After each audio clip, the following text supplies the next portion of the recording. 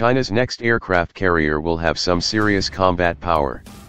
China's next aircraft carrier is likely to boast a lot more combat power.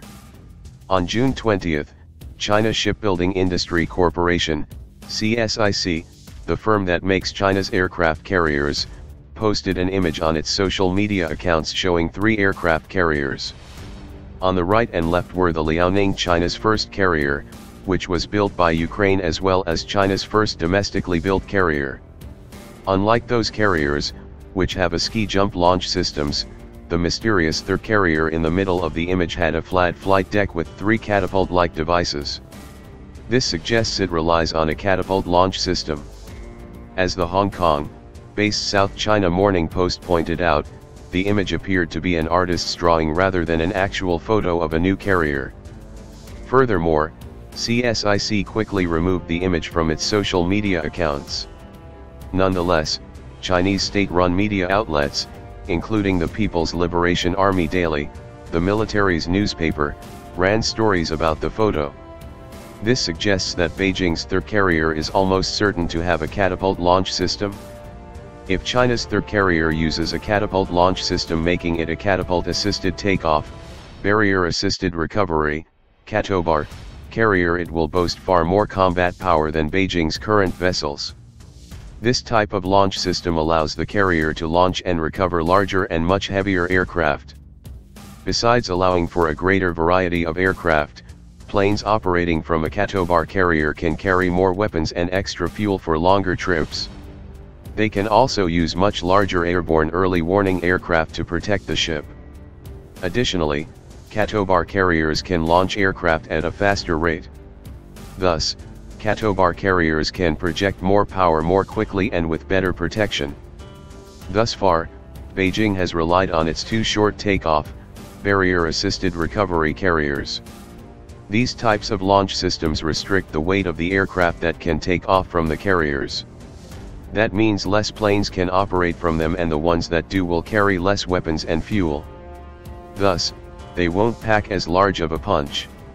That China's third carrier will feature a catapult launch system isn't a huge surprise.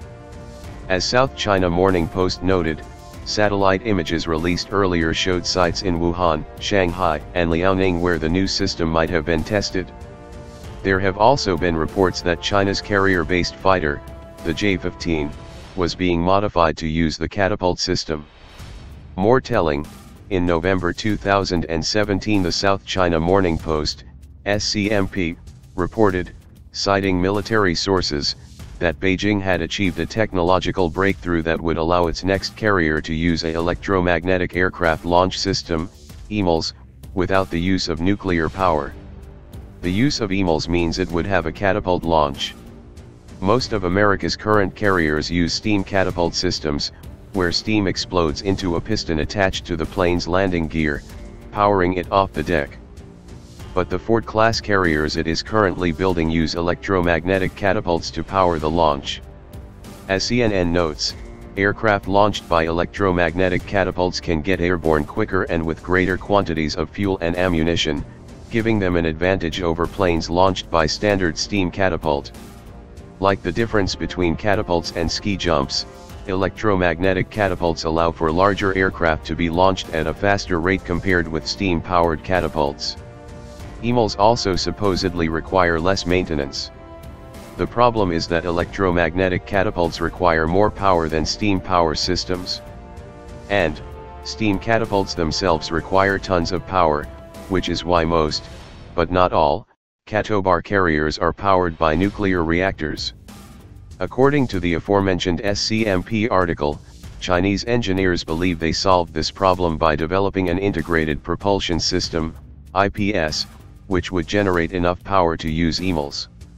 The obstacle was whether a conventionally powered carrier would be able to support EMLS, a source whom SCMP said was close. The PLA's equipment department told the paper. Now that problem has been solved.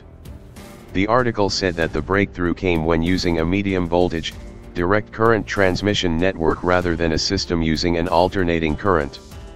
This required a complete overhaul of the energy supply and distribution system, from steam boilers to the energy storage device, said Wang Ping, an expert at the Institute of Electrical Engineering under the Chinese Academy of Sciences in Beijing. The U.S. Zumwalt-class destroyers use an integrated propulsion system.